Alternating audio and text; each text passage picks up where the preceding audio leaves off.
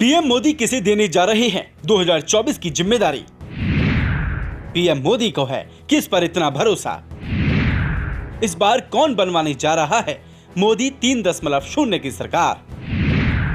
PM Modi हर चुनाव में क्यों बदलते हैं अपनी टीम के चेहरे? इस बार पीएम मोदी की ड्रीम टीम में कौन कौन होगा शामिल? मिशन 2024 के लिए पीएम मोदी ने अपनी ड्रीम टीम तैयार कर ली है। इस ड्रीम टीम के बूते ही मोदी 3.0 की वापसी होने जा रही है। साल 2014 और साल 2019 ये वो साल हैं जब बीजेपी ने पीएम मोदी के चेहरे को सामने रखकर लोकसभा चुनावों में इतिहास रच दिया।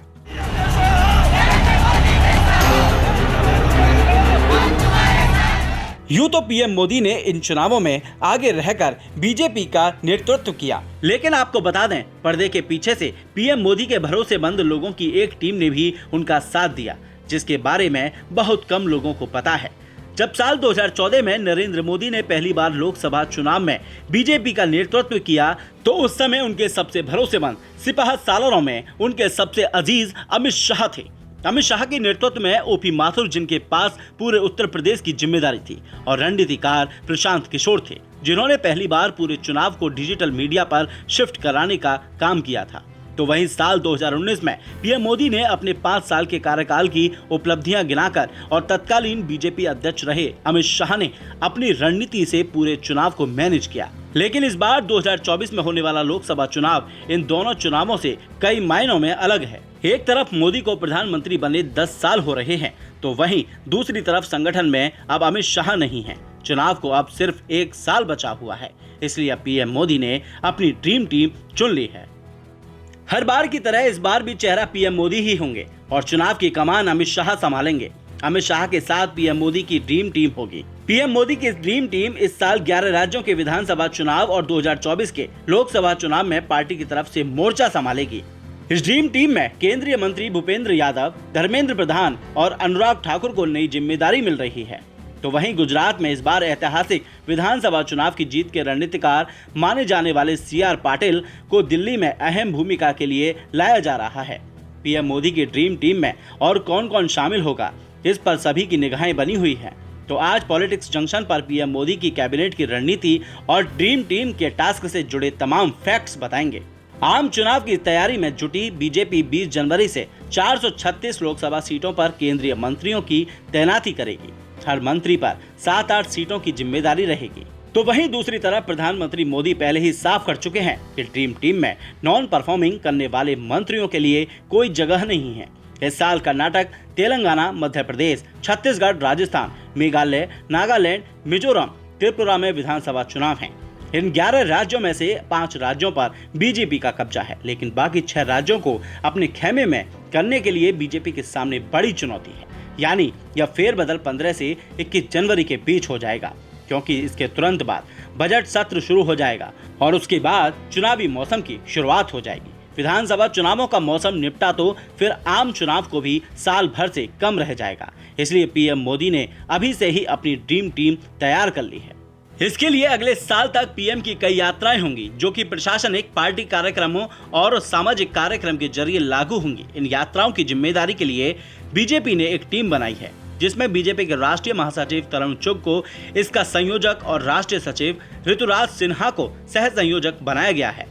साल 2019 के लोकसभा चुनाव में भी पीएम मोदी ने चुनाव प्रचार के दौरान 142 रैलियां की थी और लगभग 1 लाख किलोमीटर की यात्रा की थी, जिसके बाद बीजेपी ने 353 सीटों पर जीत हासिल करते हुए प्रचंड जीत हासिल की थी। बीजेपी के विस्तारक फार्मूले से सजेगा मोदी 3.0 का सहरा। राजनीतिक विश्लेषकों की एक बड़ी जमात फाइनल। 2024 लोकसभा चुनाव से पहले 9 राज्यों में होने जा रहे विधानसभा चुनावों को सेमीफाइनल के नजरिए से देख रही है, क्योंकि कहीं ना कहीं इन राज्यों के चुनावी नतीजे बहुत असर डालेंगे लोकसभा 2024 के नतीजों पर। इसलिए बीजेपी ने हर राज्य में अपना विस्तारक फॉर्मूला लागू कर दिया है, जिसका ऐलान खुद पार्टी अध्यक्ष जेपी नड्डा ने बुद्ध की भूमि बिहार से कर दिया है। एक बार फिर भारतीय जनता पार्टी के विस्तारकों की फौज तैयार की है। 2023 के मद्देनजर रखते हुए 9 राज्यों की विधानसभा और 2024 में लोकसभा चुनाव की तैयारियों के लिए पार्टी ने इन्हें देश भर में तैनात किया है। कि विस्तारक पार्टी की तरफ से चुनी गई सीटों पर काम करेंगे। साथ ही अटकलें कि भाजपा संगठन से लेकर सरकार तक भी बड़े बदलाव की तैयारी कर रही है। कौन है विस्तारक? विस्तारक इस समय बीजेपी की रीढ़ हैं। ये ऐसे कार्यकर्ता होते हैं जो सालों से भाजपा या राष्ट्रीय स्वयंसेवक संघ में काम कर रहे हैं। ये बूथ को मजबूत करने का काम करते हैं। साथ ही ये सभी विस्तारक भाजपा के पूर्ण सदस्य बनेंगे। पार्टी जीतने वाली कमजोर और ए कैटेगरी के आधार पर विधानसभा सीटों की एक रिपोर्ट तैयार करेगी।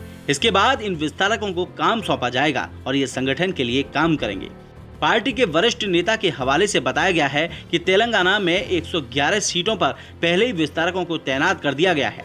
खास बात यह है कि भाजपा लंबे समय से कर्नाटक के बाद दक्षिण भारत में सियासी जमीन तलाश रही है।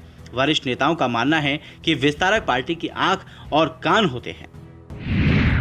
बीजेपी के लिए विस्तारक इतने अहम क्यों? भाजपा की शीर्ष नेतृत्व का मानना है कि विस्तारक पार्टी की सफलता के लिए अहम है, क्योंकि इनका काम लोगों से बातचीत करना और पार्टी की विचारधारा को बढ़ाना है। इस फार्मूले को दीनदयाल उपाध्याय विस्तारक योजना के नाम से भी जाना जाता है, जिसका इस्तेमाल पिछले विधानसभा चुनाव में तत्कालीन पार्टी अध्यक्ष अमित शाह ने भी किया था। ये विस्तारक भाजपा के स्थानीय संगठन के साथ मिलकर काम करेंगे। साथ ही उम्मीद की जा रही है कि पार्टी को इनकी तरफ से ग्राउंड रिपोर्ट मिलेगी। वहीं 2023 में 9 राज्यों में विधानसभा चुनाव होने हैं।